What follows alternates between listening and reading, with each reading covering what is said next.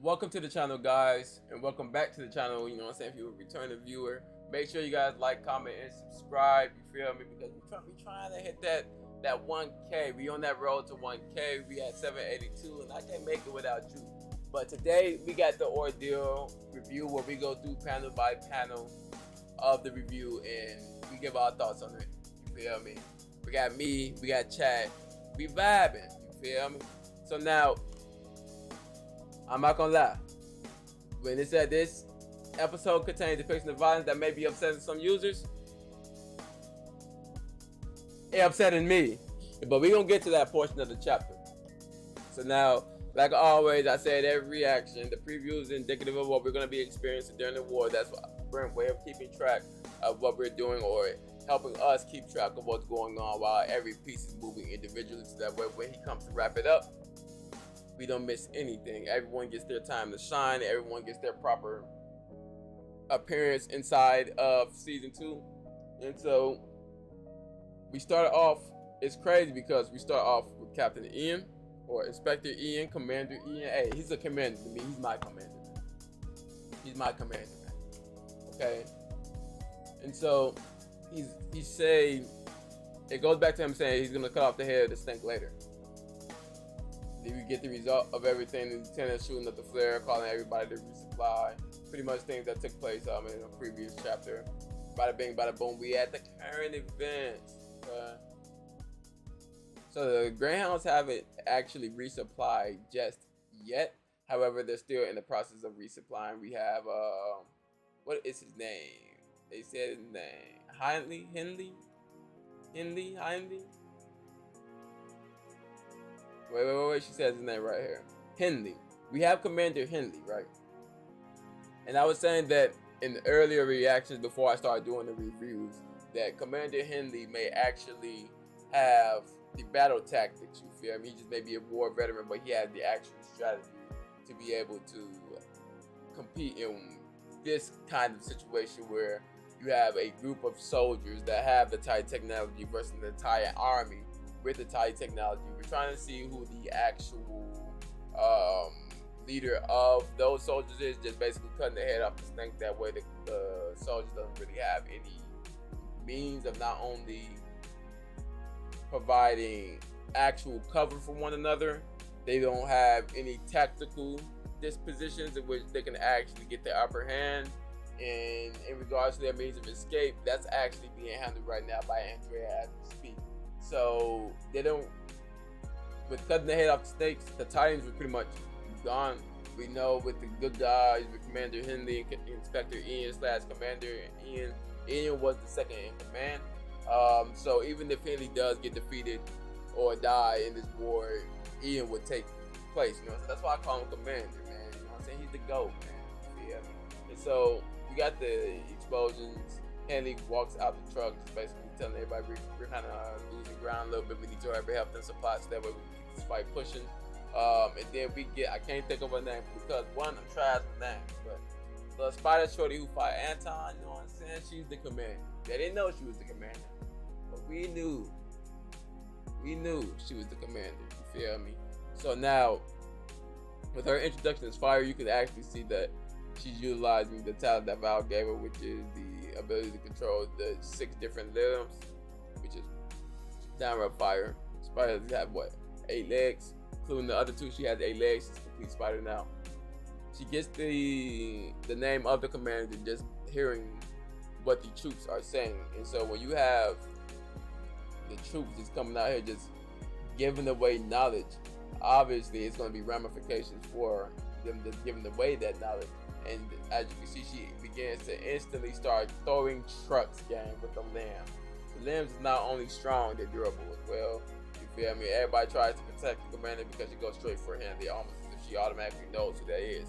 And I'm guessing she knows who Commander Hindley is, because most people not thinking about how she knew exactly where to get him, but she pretty much knew where to get him from scanning the Prime Minister's mind. He already knew Commander Hindley.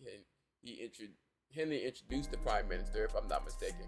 So that's why she knew exactly what he looked like. So when she was able to see him on the battlefield, she was able to pretty much play the game, but point him out, knock him out from the hood. You feel me? And hey, man, She begins to block, right? Choreography this chapter, like my man Astro was saying during the live reaction, you feel me? Go peep Astro Twitch channel because my boy Auntie gaming, doing the thingy thing with the Vigi game. You feel me? But make sure, Astro, if you comment on the video, link your channel down with your comment in a separate comment, individual comment, so I can pin it. The choreography went crazy. You see, at the moment they start to shoot at her, we get the actual transformation, which is her actually showing the small little bits of her fingers turning blue. I'm trying to see, nope, they don't show any other part of her finger when it's not that part.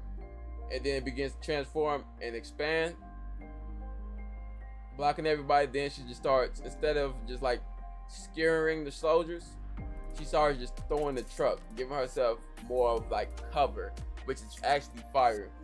She has durability, but if she can kind of mitigate the damage that she is or that she may take, fire. She's giving them a harder target to hit.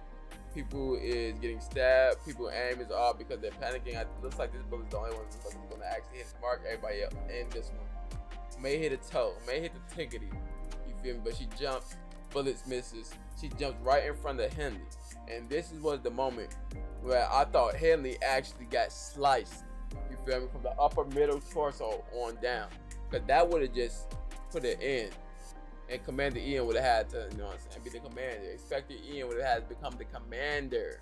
You feel me? But when she killed him, it was just kind of just basically signifying her showing him that she knows exactly who he is and that he shoots the gun and she blocks it. She's basically indicating her skin is bulletproof, so it's going to take a lot more damage than basic soldiers. They may need that Titan technology to take her down. So it seemed that the person who's going to take her down may be someone with the Titan technology, and I'll get into it later. Now, we see that Commander Henley, she tried to shoot out the leg, the arm, the spider leg, the spider arm, and he dodges and parries it, but however he didn't. It was a nice little shot too. That pose was cool because we actually get the choreography for it was amazing. Brent's choreography is always amazing.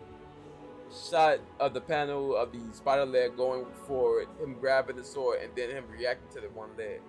You feel me? But then he gets automatically skewered by the other one, and so we have the situation where this is just a play on the camera angle. Brent wanted to bring our attention to this specific arachnid so that way he can catch us by surprise with the second one, because just based off how it was launched, it got countered and then immediately pierced him. It just basically just showed that they would launch one after the other. He could have showed that, but it was that surprise factor that he gave him fire just to show that Commander Henley is in trouble on his end.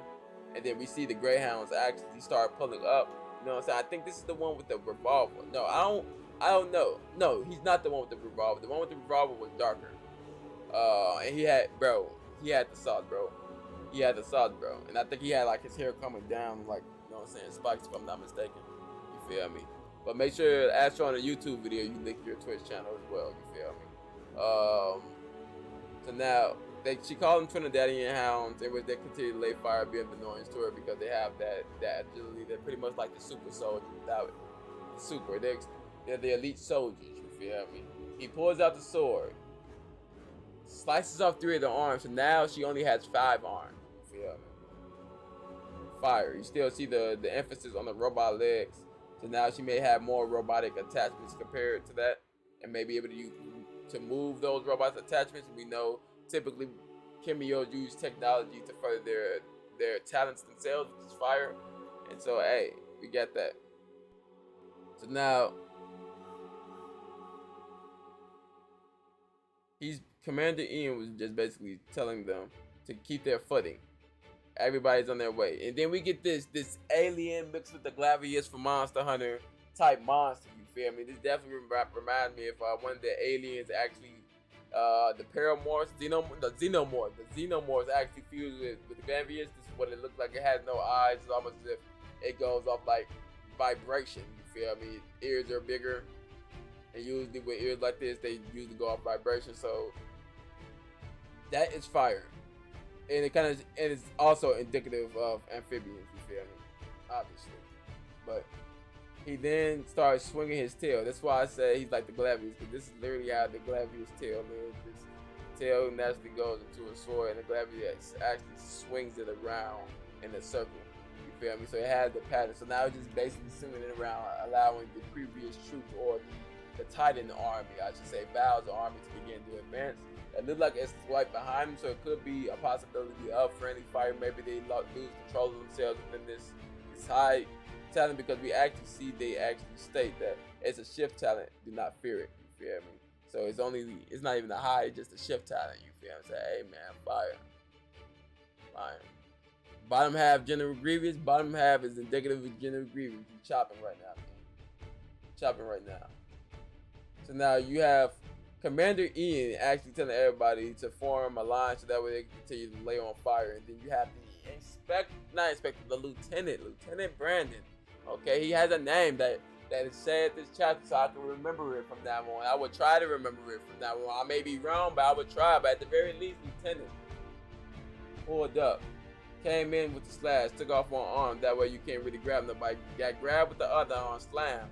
One thing I do want to say, we got the inspiration for Attack on Titan. You know what I'm saying? The ODM gear, which is fire concept. Then smash him to the ground. We know Brent's a fan of like anime. If I'm not mistaken, he's a fan of Naruto. I don't think he says too much about Attack on Titan in the interview I watched, or the interviews I watched. But yeah, Inspector Ian clashes with the Blades just to show that the Shield themselves, they actually would have formed that line. They actually would have been able to tank the Blade and still been able to lay on that fire. That's actually represented by the art itself. Commander Ian doesn't really go back or anything like that. He just completely blocks it and it just off the shield. So if the shield people was actually able to form that line, this Titan wouldn't have been the problem at all. So he pushes, destroys the other arm because the lieutenant destroys one, and then he blasts a hole into it. Now, before we get into this next part, Ian was talking to Lieutenant Brandon about basically not being in a rush to get things done. Take your time with things so that way you can make sure things are done right.